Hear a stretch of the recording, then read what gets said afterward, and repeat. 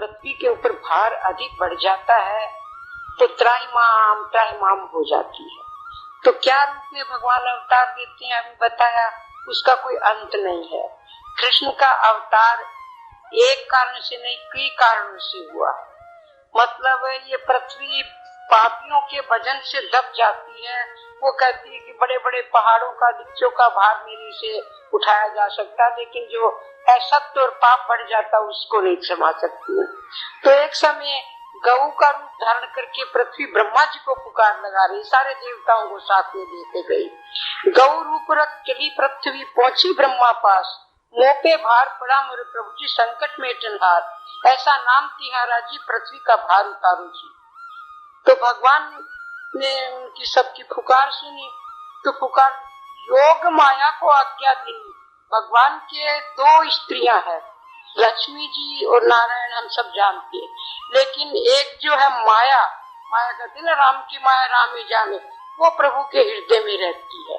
जब आवश्यकता पड़ती है तो योग मतलब माया को आज्ञा देते हैं कि अब मेरे लिए ये काम करना है।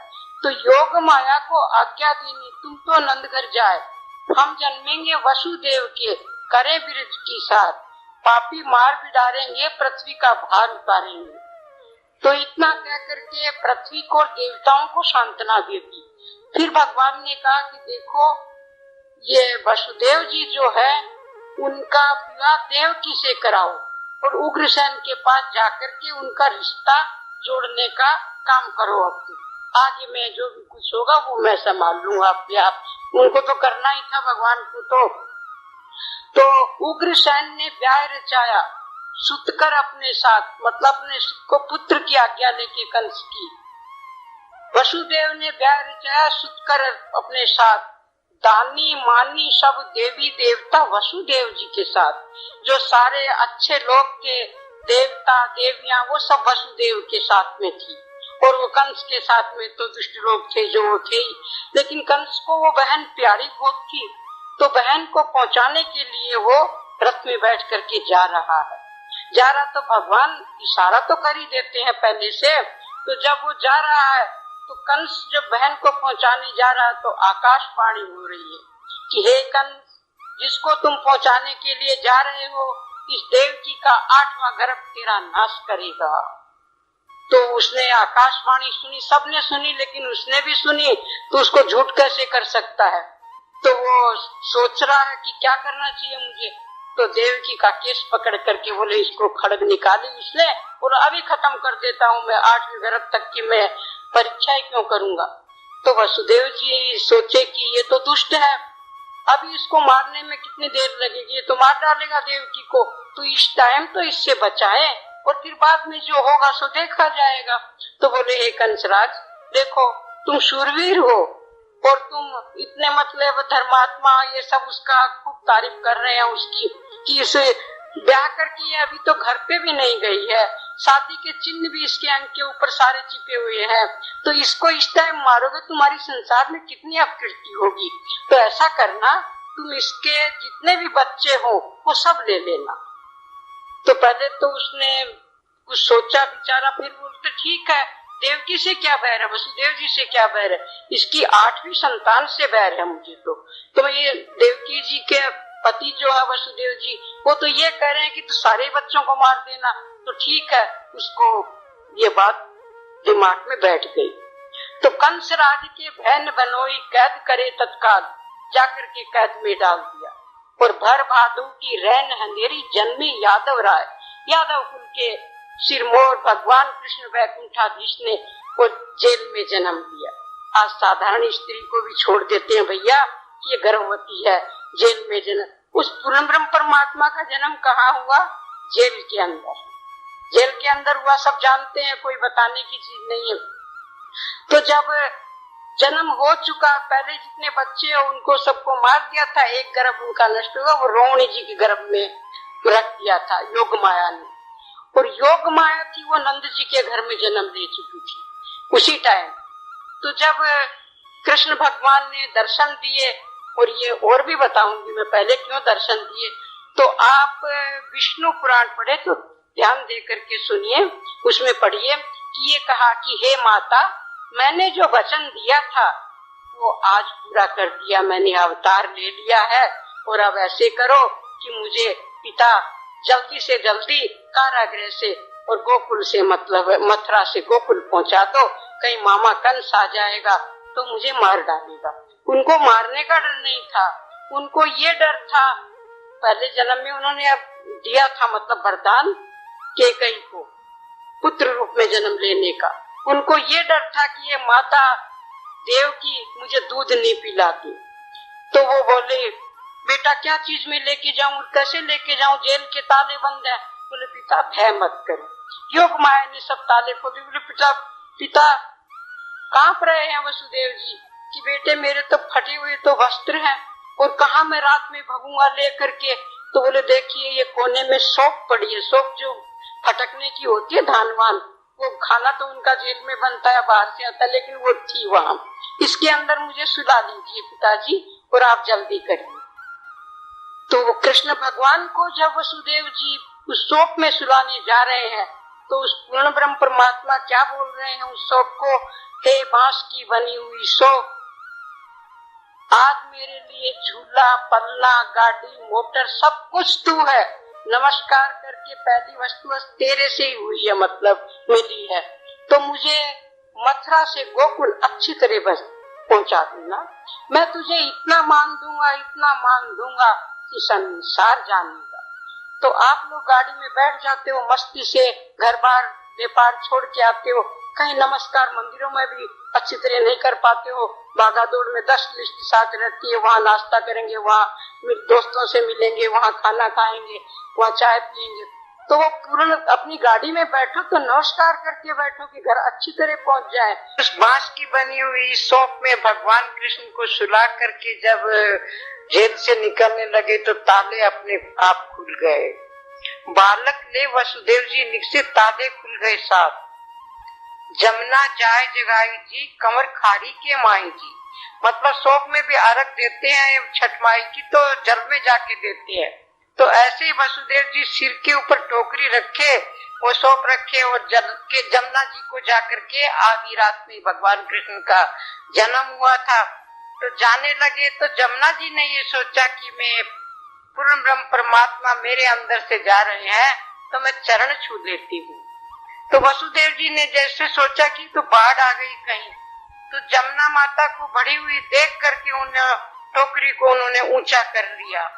जमुना माता चरण छुई के मारिक दिया बताए, ये मारिक तुम भूलो मत ना, सीधा गोकुल जाए, सीधा गोकुल जाएगा वसुदेव जी, कांपिए मत, पुत्र को वहां सुला देना, कन्या आप ले आना। तो जमुना जी जब ऐसी बात कही, वो स्त्री रूप देवी रूप में जमुना जी आकर के उनको दर्शन दिया, ये सब कही, तो वो जमुना जी ये भी बोल रहे हैं कि देखिए वसुदेव जी ये शिशु मेरे पति बनेंगे। तो वसुदेव जी ने सोचा कि किसका पति किसका पुत्र, मैं तो इस रास्ते से निकल करके वापस घर पहुंच जाऊं जेल में तो मेरी भलाई है। तो बोले कि कालिंदी से करुणा करके, जमुना का नाम कालिंदी भी है, भागवत में 8 पटरानियों के नाम में कालिंदी का नाम आता है, उससे भगवान कृष्ण ने ब्याह किया था। कालिंदी से करुणा करके कहने लगे वसुदेव, हम आए हैं शरण तिहारी, पूर्ण कर दो टेक, कि देखो हम तो तुम्हारी शरण आए हैं, जैसे आए हैं वैसे ही वापिस जेल में चले जाए वापिस। जमुना जी ने कहा ठीक है, तो वैसे का वैसा वसुदेव जी ने किया, पुत्र को तो वहाँ यशोमती को दे आए, सुला दिया वहाँ, और कन्या को ले आए। लेकर के कन्या को जब जेल के अंदर वापस पहुंच गए तो ताले बंद हो गए अपने आप, भगवान की लीला थी। तो ताले बंद हो गए। जैसे ही बालक का रोना सुना, जैसे रोना सुना बालक का, जागे चौकीदार, घर घर खबर हुई है जी, नगर में फिक्र हुआ है जी, घर घर में चिंता हो गई, नगर में एकदम फिक्र छा गया चिंता के मारे कि आज 8वें गर्भ ने जन्म ले लिया है तो पता नहीं कंस क्या करेगा। तो दौड़ करके कंस को खबर मिली, तो दौड़ करके वो आया, जब जेल वालों ने खबर दी कि ऐसे बालक का जन्म हो गया। महानीच लेने को आया बालक हमको दो, वसुदेव कन्या दिखलाती, करता करे सो हुए, नहीं किसी का सारा जी, झूठा वेद तुम्हारा जी, वसुदेव जी झूठ नहीं बोलते थे, इसलिए कंस ने उसका विश्वास किया। तो कारण क्या है कि झूठ कई जगह बोलना भी पड़ता है। उस पूर्ण ब्रह्म परमात्मा के लिए वसुदेव जी ने झूठ बोला। वो सत्यवादी थे, कंस विश्वास करता था। तो बोले कि देखिए, वसुदेव जी ने कहा कि भाई ये वेद शास्त्र झूठ हो गए, कि देखिए कि ये बालक मतलब लड़का नहीं हुआ, लड़की हुई है। तो कंसा एकदम से झुंझला गया। इतनी सुन कंसा झुंझलाया, पंडित लिए बुलाया, पंडितों को बुलाओ, पंडितों की वहाँ मीटिंग बुलाई और बुला करके बोलता है कि ये सब पंडितों के ढपोसले हैं, ढोंगबाजी करते हैं, ये क्या आकाशवाणी है, ये वेद है, ये शास्त्र है। तो पंडितों को डांटने लगा और बोले कि इनके कुटुम्ब खपाओ जी, घर में आग लगाओ जी। इन सब पंडितों के कुटुम्ब खपा दो, घर में आग लगा दो। मेरे से निर्दोष बच्चों की हत्या करवा दी इन्होंने कि आकाशवाणी बोली आत्मा गर्भ मारेगा तेरे को, लड़का नहीं हुआ लड़की हुई है, कहाँ गई वो आकाशवाणी। तो पंडितों ने धमकाया उसको। पंडित कहने लगे, ओ मूर्ख, वेद ने झूठा हो, वेद झूठ नहीं हो सकता है, कोई तुम में चूक पड़ी है, लगन दिया है कोई, झूठी साख भरी है जी, तुम में चूक पड़ी है। किसी कर्मचारी ने मिलके तुम्हारे जेल वालों ने और ऐसा ये सब किया होगा, आकाशवाणी कभी झूठी नहीं हो सकती। तो कंस बोला कि सामने दिख रहा लड़की है और वसुदेव जी उस लड़की के लिए, देव की उस लड़की के लिए प्रार्थना करें, इसको छोड़ दीजिए, इस कन्या को मार करके मुझे और भी पाप लगेगा, तो मैं पंडितों के और इस आकाशवाणी के चक्कर में नहीं जाऊंगा। बाहर निकलने लगा, इस कन्या से और इस लड़की से स्त्री हत्या का और सिर पे पाप चढ़ेगा। एक दफे तो वसुदेव जी ने देवकी का पाप कर रहा था, मैं मार रहा था, जब छुटवा लिया था, लेकिन अब वसुदेव जी विनती कर रहे हैं और वो भी मतलब मन में सोच रहा है, तो बाहर निकल गया। लेकिन वसुदेव जी बोले इस दुष्ट का पता नहीं है कब वापिस आ जाए। मन में कांप रहे हैं, भगवान विष्णु का ध्यान कर रहे हैं कि हे प्रभु रक्षा करना। वो विष्णु भगवान गोद में है, सुला के आए हैं और उसे विष्णु की प्रार्थना कर रहे हैं कि भाई मेरे शिशु की रक्षा करना। शिशु रूप में, पुत्र रूप में पाया था उनको, तो उनको क्या पता है भगवान है, सब बोल रहे हैं कर रहे हैं, लेकिन विश्वास नहीं होता है ना जल्दी से। तो बाहर जब कंस निकला तो वहाँ नारद जी मिल गए उसको बाहर। ये भगवान की माया से ही नारद जी सामने से आ रहे थे और कंस जेल से निकल रहा था। तो कंस को नारद जी पूछते, हे कंसराज, ये क्या हाल कर रखा, व्याकुलता में कहाँ भागे जा रहे हो, क्या कारण है। तो कंस ने सारी स्टोरी आदि से लेके अंत तक बतलाई कि ऐसे ऐसे देवकी की शादी हुई, ऐसे आकाशवाणी, ऐसे 8वें गर्भ से मेरी हत्या बतलाई, इतने बालक मैंने मार दिया, अब लड़का नहीं हुआ लड़की हुई है। तो कंस ने कहा लड़की हुई है। तो नारद जी बोले लड़की हुई है क्या, बोले हाँ। तो बोले गर्भ तो 8वां है क्या, बोले हाँ गर्भ 8वां है। तो बोले मूर्ख ये क्या गलती कर रहे हो, जब गर्भ 8वां है तो अपना झमेला खत्म करो, चाहे लड़का हो चाहे लड़की, तुम अपना रास्ता साफ करके कांटे हटाओ, मार डालो, खत्म करो। तो उसने एक दफे तो अपनी बुद्धि से दिमाग में लगा कि लड़की को क्यों मारो, फिर वो बोला कि गर्भ, नारद जी को पाप बढ़वाने थे, तो बार बार में कह रहे हैं कि देखो कंसराज तुमको अच्छी तरह पता है ना गर्भ 8वां, बोलो हाँ बिल्कुल सही है गर्भ 8वां है। तो वापिस जेल में गया, तो जाकर के देखते वसुदेव जी कहाँ पुठे किया, तो आ गया ये तो उसने लड़की को गोद से छीन लिया, योग माया थी। तो पकड़ टांग शिल्या पे पटकी, अपने गई आकाश, बिजली होकर कड़की जी, पिछोकर बोली लड़की जी, अरे मेरे मारे से क्या हो पापी, तू बचने का नाय, तेरा बैरी जन्म चुका है, झूले गोकुल माए, दशोदा गोद खिलाए है, पलने माए झुलाए है। तो उस आकाशवाणी ने, अब वो कन्या थी, वो देवी रूप में उसको दर्शन दे करके, और ये सब कहने सुनने से कंस को और भी ज्यादा ये हो गया कि ठीक है, नंद है वो इसका वसुदेव का दोस्त है, दशोदा उसकी स्त्री का नाम है, तो ये गोकुल में कैसे पहुंचाया, चाबियां सारी जेल की मेरे पास थी, लेकिन ये आकाशवाणी फिर दोबारा और ये लड़की के रूप में ये दुर्गा तेरे को दर्शन दे रही है। तो उसने फिर जाकर के अपने सभा में और ये कहा, सभा बुलाई कि जो कोई मारे उस बालक को दे दूं द्रव्य अपार, अंधन सारा दे दूंगा, घर का मालिक कर दूंगा। तो फिर आपको सबको पता है, मारण त्यारण चली लो जहर लगा ना मारी पूतना दीनी वैकुंठ पहुंचाए। स्वर्ग में उस पूतना को पहुंचा दिया।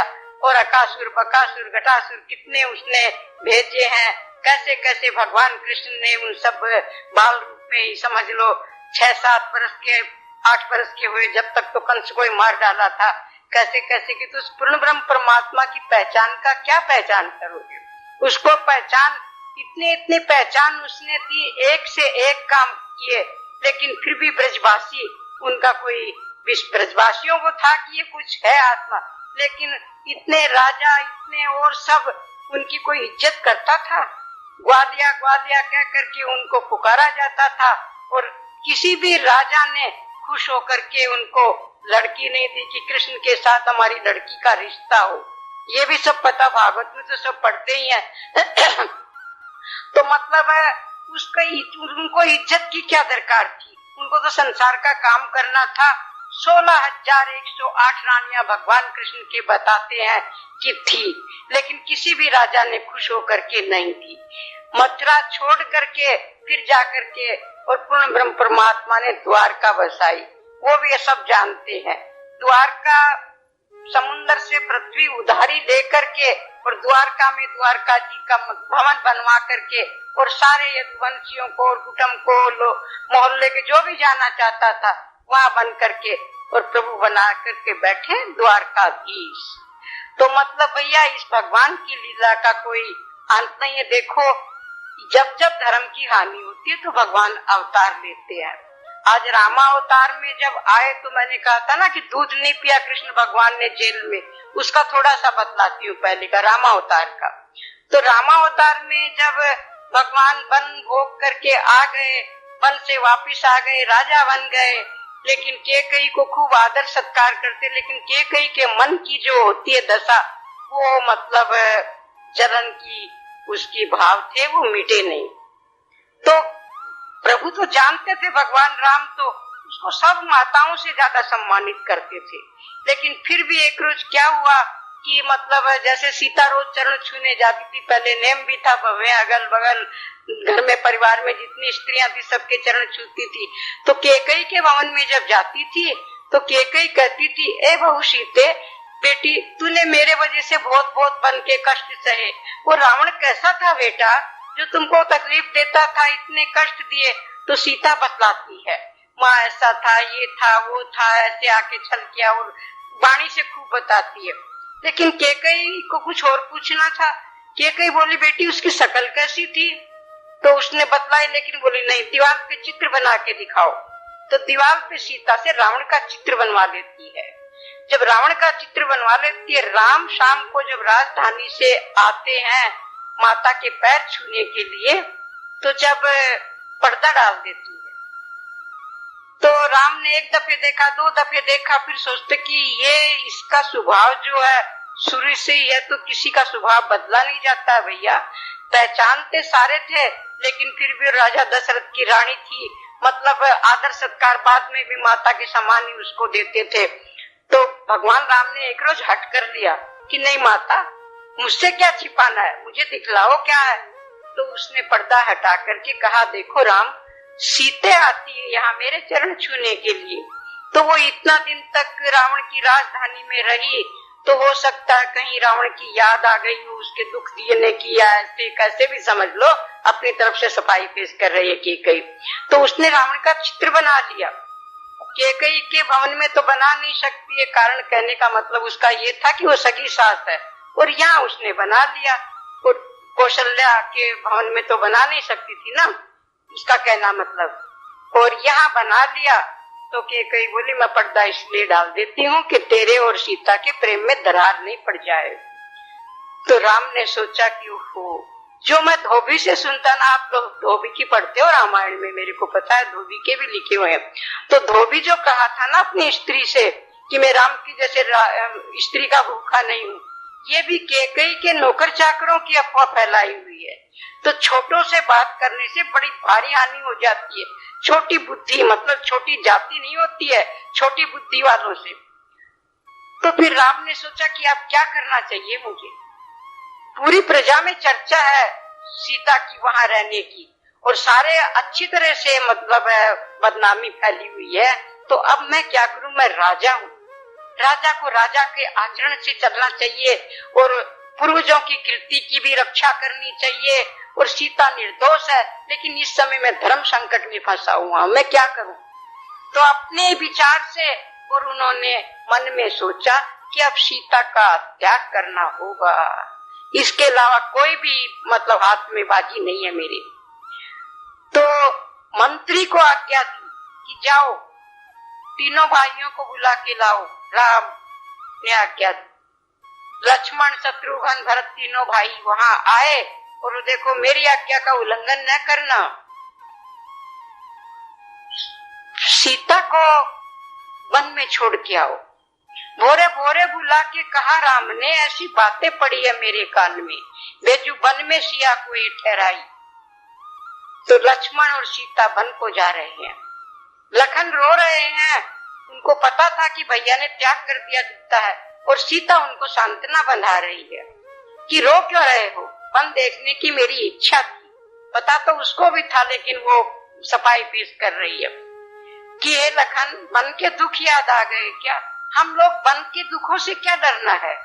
तो लखन घबरा रहे हैं कि जब तो हम दो सिंह थे साथ में, राम और लक्ष्मण, अब इस बिचारी की क्या दशा होगी, गर्भवती भी है, क्या बतलाऊं, क्या सोचूं, क्या बोलूं। तो जाकर के सीता को कहाँ छोड़ा, सीतामढ़ी है बिहार में, सीतामढ़ी आपने नाम सुना होगा, जानते भी होंगे, मढ़ी का मतलब कुटिया। तो वहां पास में वाल्मीकि आश्रम था। तो छोड़ सीता को लक्ष्मण जी जाने लगे, पशु पक्षी भी आंसू बहाने लगे। सीता के ऊपर इतना बड़ा अन्याय देख के पशु पक्षी भी तार गए, वो भी मतलब विलाप करने लगे, रो रहे हैं। जब सीता बोलती है लखन से, लखन लखन क्या बात है, मुझे वन में अकेली छोड़ करके इस तरह जा रहे हो, कारण क्या है। जब लक्ष्मण ने कहा, माता हो सकता है भैया ने तुम्हारा त्याग कर दिया, अयोध्या में ऐसी ऐसी चर्चा फैली हुई है कि रावण के घर पे रही हुई सीता को और घर में रखते हैं, हमारे सूर्य वंश की कीर्ति को कलंक लगा रहे हैं। सीता बोली, ऐसी बात है, जब अग्नि परीक्षा मेरी हो गई तो बताओ लखन फिर क्या बाकी रही। हे लखन, तुम तो साक्षी थे, मेरी अग्नि परीक्षा हो गई थी वहाँ। बोले, माता अवश्य सारे देवता आए थे, मेरे पिता दशरथ भी आए थे वहाँ, लेकिन राज अयोध्या का कर रहे हैं इस टाइम, अयोध्या की पब्लिक ने ये सब बातें उठाई है। तो बोले ठीक है, मैं सूर्य वंश की और महारानी बनी हुई इस टाइम, मैं मेरे पति के ऊपर कुल के ऊपर आंच नहीं आने दूंगी। स्वामी अपने धर्म का पालन करे राम, और मैं मेरे धर्म का पालन करूंगी, वन में रहूंगी। तो लखन अयोध्या में जाके ये डुडेरा पिटा देना कि सीता गर्भवती है। बोले, माता मैंने रनवास में सब कुछ सुन लिया था, लेकिन ये सूर्य वंश का सूर्य वन में ही उदय होगा, मतलब भगवान राम का तेज, वन में ही कोई पुत्र तुम्हारे पैदा होगा माता, ये महलों के सुख नहीं दिखे हैं। तो सीता की परिक्रमा करके और लखन वापिस जा रहे हैं। अब सीता के दो पुत्र हुए वहां, ये सब भी जानते हो, लो और कुश। तो सिया खड़ी पछताए मन अकुलाए, लो कुश वन में हुए, जो घर होते राजा दशरथ के, आज देते अयोध्या लुटाए, लो कुश वन में हुए। तो भैया धर्म के ऊपर बहुत बहुत आंच आती है, सबकी नजरें रहती है, धर्म निभाना बहुत कठिन है। यहाँ मंदिर में हमारे पास कितनी कठिनाइयां आती है, कितने संकट आते हैं, लेकिन उनको किसी की जान में कब कुछ छिपा करके कि नहीं, सत्य के ऊपर हमेशा ये, मैंने सारे शास्त्रों को कोई ये नहीं है कि पढ़ पढ़ करके ही छोड़ दिया, उनका मंथन किया अच्छी तरह से कि हाँ, धर्म एक पूर्ण ब्रह्म परमात्मा का अंश है, पूरा तेज है, धर्म के ऊपर ही सब कुछ है, पृथ्वी टिकी हुई है, आकाश खम्भ नहीं है, खड़ा हुआ है, और धर्म सत्य सबसे बड़ा है। लास्ट में भी जाते हो, जब मृत्यु होती है तो क्या बोलते हो, सत्य बोले गत्य है। अरे पहले से सत्य को थोड़ा इकट्ठा करो तो साथ वालों के सत्य से तुम्हारी गति थोड़ी होगी, गति तो तुम्हारा अपना किया हुआ सत्य इकट्ठा होगा। तो भैया ये भगवान की लीलाओं का और सत्य सत्य का और अवतारों का इनकी कोई मंथन करना चाहे तो मिनट में नहीं हो सकता है। वो सोच के वैकुंठ छोड़ के आते हैं। जब मैंने कहा ना कि कहीं ने इतना षड्यंत्र रचा, तो फिर एक रोज जब ये सब बातें पुरानी हो गई तो भगवान राम ने माता से पूछा कि हे माता, मैं जितना सुख तुमको देना चाहता हूँ इतना कौशल्या और सुमित्रा की तरफ भी मैं इतना ध्यान नहीं रखता हूँ जितना तुम्हारा रखता हूँ। तुम चाहती क्या हो मुझसे, ये बतलाओ। जो तुम चाहोगी वही मैं करूंगा। तो कैकेयी ने कहा कि उसकी तो वरदान लेने की आदत थी, तो सब जानते ही हैं। बोली बेटे राम, मेरे को पूरा विश्वास है कि तुम मेरे वचन पूरे करोगे। तो बोलो तुम मांग तो सही, क्या मांगना चाहती है? बोली मैं तेरे को ही मांगना चाहती हूँ, तेरे जैसा पुत्र चाहती हूँ। जब राम ने सोचा कि वो ये मेरे जैसा पुत्र माता कारण, बोली बेटा तेरे जन्मने से और कौशल्या का कितना सम्मान हो गया। कौशल्या को तो मैं दबा के रखती थी, मतलब महारानियों में यही थी कैकेयी, और अब कोई उसका कौशल्या का जहाँ जाओ कौशल्यानंदन कौशल्यानंदन, तो तुम मेरे जन्म लोगे तो मेरा सम्मान बढ़ेगा। तो प्रभु ने सोचा कि ये तो अहंकार बढ़ाने के लिए मेरे को मांग रही है पुत्र रूप में, तो सोच के बोला मामा जन्म अवश्य लूंगा। इस शरीर से तो कैसे लूं, इतने युग बीतेंगे, इतने अवतार होंगे, उसके बाद में मैं तुम्हारे जन्म दूंगा द्वापर में। तो मतलब लेकिन एक शर्त मेरी भी है माता। बोली वो क्या है? बोली मैं तुम्हारा दूध नहीं पीऊंगा माँ। क्यों नहीं पियोगे दूध? मन में सोचा, भगवान ने सोच करके कहा दूध नहीं पीऊंगा। तो उसको उस टाइम होश ही नहीं था कैकेयी को कि ये जन्म तो ले लेगा ना, तो जन्म तो लेगा। बोले अवश्य लूंगा दूध। तो सोचा उसने कि कोई भी तरह से पालन पोषण हो जाएगा। लेकिन प्रभु ने दूध जब बतलाया था ना कि वसुदेव जी कंस से, मतलब देवकी जी वसुदेव जी से कह रही है कि जल्दी मतलब करो, और कृष्ण कह रहे हैं कि जल्दी से मुझे कारागृह से निकालो। तो उनको ये डर था कहीं माता देवकी पुत्र के समय में मुझे दूध नहीं पिला दे। वो स्वार्थ भरा दूध पी करके मैं संसार में लीला कैसे करूंगा। तो बच्चों को भैया जन्म से पहले ही संस्कार देने पड़ते हैं। माता पिता के संस्कार जो होते हैं वो गर्भ में ही हो जाते हैं। फिर उनको माता अपने घर की शिक्षा, गुरु की शिक्षा अलग होती है। तो संस्कार सबसे बड़ा, भगवान कृष्ण ने दूध नहीं पिया। दूध कब पिया? कारागृह के अंदर जब कंस को मार के और वसुदेव देवकी को छुटाए, उनके चरण छूने गए, जब देवकी जी के सपनों से दूध बहने लगा और वो भगवान कृष्ण ने उस टाइम दूध पिया। तो भैया भगवान की लीलाओं का अंत नहीं है। यशोदा, मतलब आप ये सोचोगे कि ये तो मतलब देखो पुराणों की कहानियों का कोई अंत नहीं है, लेकिन मेल करो उनका। राजा दशरथ के 3 रानियां थी, सब जानते हैं, सारों को पता है ना। कौशल्या, सुमित्रा, कैकेयी, वैसे तो और भी बहुत रानियां शास्त्र में, कहीं 700 का वर्णन आता, कहीं 300 का वर्णन आता, लेकिन प्रधान ये 3 रानियां थी। अब कृष्णावतार में 3 कौन कौन मिली? एक तो देवकी, ये तो थी कैकेयी, और एक थी दशोदा। दशोदा को जो क्या नाम था, कौशल्या। कौशल्या को पुत्र का सुख बचपन में भी वो लाड प्यार नहीं करती थी कैकेयी के डर से। तो वो दशोदा जो नंद के घर में आनंद ले रही है, नंदलाल का, भगवान कृष्ण का, वो थी मतलब कौशल्या। और जो सुमित्रा थी वो बनी थी रोहिणी।